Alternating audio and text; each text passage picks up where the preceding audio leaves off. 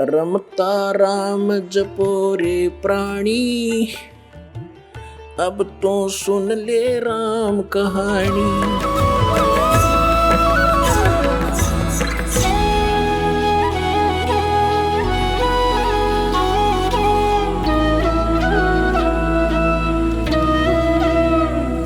अपना आत्माओं, अब ये क्या कारण है कि गुरुजी तो सतनाम जाप कर रहे हैं 2 अक्षर का और शेष को मना कर रहे हैं?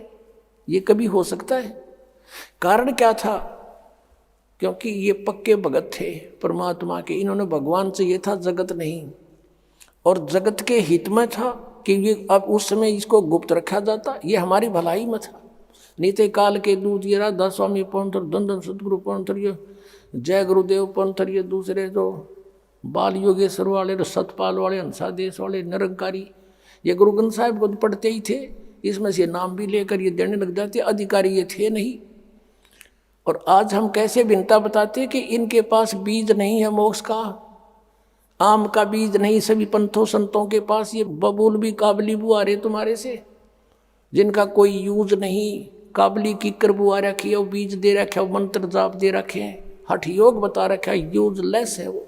ये तो कंसेप्ट क्लियर हो गया कि नानक साहिब जी ये सतनाम जाप कराया करते थे, ये है 2 अक्षर का जाप, और कभी इन्होंने डिस्क्लोज नहीं किया। और देखा कि ये जानबूझकर ये दिखाना चाहते थे कि मैं ये जाप कर रहा हूँ, और आज के लिए ये एक प्रमाण प्रूफ एफिडेविट बन गया कि नानक जी ये जाप करते थे, इसलिए उन्होंने बोलकर सुना दिया। और उनको मालूम था जानी जान हो जाते हैं भगवान से परिचित महापुरुष, केविन में से कोई सा नकल भी करेगा मेरी, इसको रिजल्ट भी झटका भी दे दिया, लगा गोते खान, डूब गया होता, मर गया होता। फिर कहा कि नहीं, तू वही जो मैंने कहा ऐसे वही जाप कर, इसको मत जपना।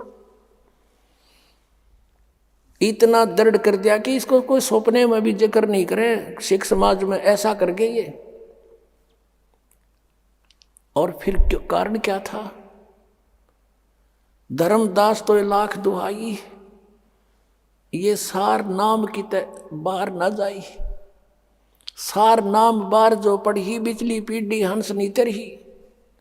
धर्मदास तो 1,00,000 दुहाई, ये मूल ज्ञान, एक मूल ज्ञान है, एक मूल मंत्र है, ये मूल मंत्र है सतनाम और सार नाम।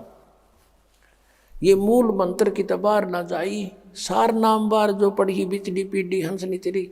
आप बिचली पीढ़ी के हंस हो, और परमात्मा ने काल से कहा था कि तू कर ले जो तूने करना है। काल ने कहा था मैं नकली पंथ चलाऊंगा, 12 पंथ तो कबीर पंथ के होंगे, और अनेक पंथ चलाऊंगा, और अनेकों में से राधा स्वामी, धन सतगुरु, ये जय गुरुदेव, और ये और बाल योगेश्वर सतपाल जी, ये सारे वही है, हंसा देश वाले, निरंकारी।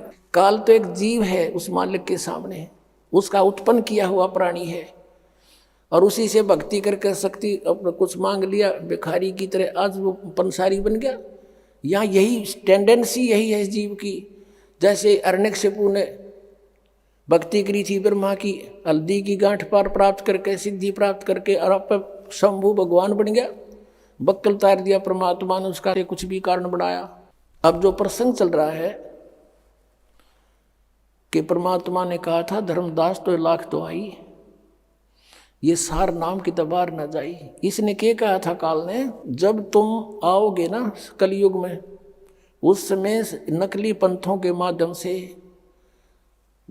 अनेक जीवों को ऐसा फंसा दूंगा कि तुम्हारी कोई बात नहीं सुने। कहा तुम्हारा जीव नहीं माने, हमरी ओढ़ हो बात बखाने। तो परमात्मा को पता था कि जब हम चोट लगावेंगे ना, एक कब तेरी इसको, मालिक को मालूम था कि जब तक इस काल के दूत सब कह सुन लेंगे, जो इनके पास ज्ञान है सारा उगल देंगे, उनकी पोथियां बन जाएंगी, और जब अपने दास को भेजूंगा इन सब की पोथियों के सब के, ये टेलीविजन और ये किस लिए चले हैं? ये मानव सतर की अन्वेषण नहीं है, मानव सतर के दिमाग की खोज नहीं है। इंटरनेट ये सब चैनल वगैरह बनवा दिए, ये परमेश्वर ने बनवाए, कबीर जी ने माइंड दिया इनको। क्योंकि अभी तक क्या होता रहा, शास्त्रार्थ होते थे, 2 व्यक्ति बैठ जाते थे, वो अपनी बोलता था, वो अपनी कह देता था, जो ज़्यादा स्पीड से बोल जाता वो विजयी हो जाता था, श्रोता उसका निर्णय करते थे। अशिक्षित जीत और हार का। अब परमात्मा ने ऐसा काम कर दिया कि आप प्रोजेक्टर, सीडी, टेलीविज़न और इनके अंदर आप उनके भी स्टेटमेंट देखो और ओरिजिनल महापुरुषों के भी अमृतवाणी देखो। अब देखो, कोई यूँ नहीं कह सकता कि रामपाल झूठ बोल रहा है। रामपाल तो अपनी तरफ से कुछ भी ना बोलता। मैं तो एक बीच में दलाल का काम कर रहा हूँ। यो सौदा देख लो भाई, ये इन पंथा का है, ये विचार है इन महापुरुषों के, परम धनियों के, और ये उन महापुरुषों के विचार हैं जिन्होंने भगवान पाया। ये फैसला आप पर कर लेगी जनता। सारी शिक्षित है, शिक्षा मालिक ने दी है ना, आपसे पहले कोई शिक्षित नहीं था। 4 युग बीत गए थे, एक वर्ग ही पढ़ा करता, बाकी अपना धंधा कराया करते थे। ये सारी लीला मालिक की थी कि अब इन्होंने जो कुछ कहना सुनना सारी कह लेंगे, इनकी पूछ तो क्यों बढ़ जाएंगी, और फिर अपनी प्यारी आत्माओं के सामने इन काल के दूतों की स्टेटमेंट ओरिजिनल महापुरुषों की अमर वाणी से तोल देंगे। अपने आप पता लग जाएगा असली और नकली का। अब देखो, गुरु नानक साहिब जी ने कितना झटका दे दिया कि खबरदार जो नाम जाप कर लिया था, क्योंकि भगवान की आज्ञा का उल्लंघन हो जाता और हमारा नाश हो जाता। अब सिख समाज कहाँ गया? अभी वही जन्म होते हुए आ रहे उन पुण्यात्माओं के। अब इनके सामने सच्चाई आओगी, ये कोई पीछे रहेंगे, ये भी नाम लेंगे, अपना मोक्ष कराएंगे। सभी जीव आत्मा एक परमात्मा की, कबीर जी की है हम। और परमात्मा पाने के लिए हम सिख बने, परमात्मा पाने के लिए हम हिंदू बने, परमात्मा पाने के लिए हम ईसाई बने, परमात्मा पाने के लिए हम मुसलमान भी बन गए। लेकिन मिले कैसे? अब फिर हम वही बनेंगे जिससे भगवान मिलेगा, हम फिर एक होंगे। अब देख लेना, अब नानक साहिब जी ने वाणी में लिखे थे ये मंत्र, लेकिन जो वाणी के बाद में संग्रह किया गया गुरु ग्रंथ साहिब के रूप में, उसमें से वो वाणी निकाल दी गई जिसमें ये दोनों मंत्र कति क्लियर लिखे हुए। तो वो छोड़ दी इसलिए कि कहीं गुरु ग्रंथ साहिब में हमने लिख दी, पाठी पाठ करेंगे और उन पढ़ लिया ये मंत्र, तो वो जाप ना कर लें और गुरु जी की आज्ञा का उल्लंघन हो जाएगा और हानि हो जाएगी, जैसे मर्दाना डूब गया होता। इसलिए उन्होंने उनको छोड़ दिया। वो वाणी फिर किसी महापुरुष के माध्यम से परमात्मा ने फिर रजाकरी प्रमाण के लिए अलग से एक पुस्तक में प्राण संग्रही के रूप में लिखवा दी।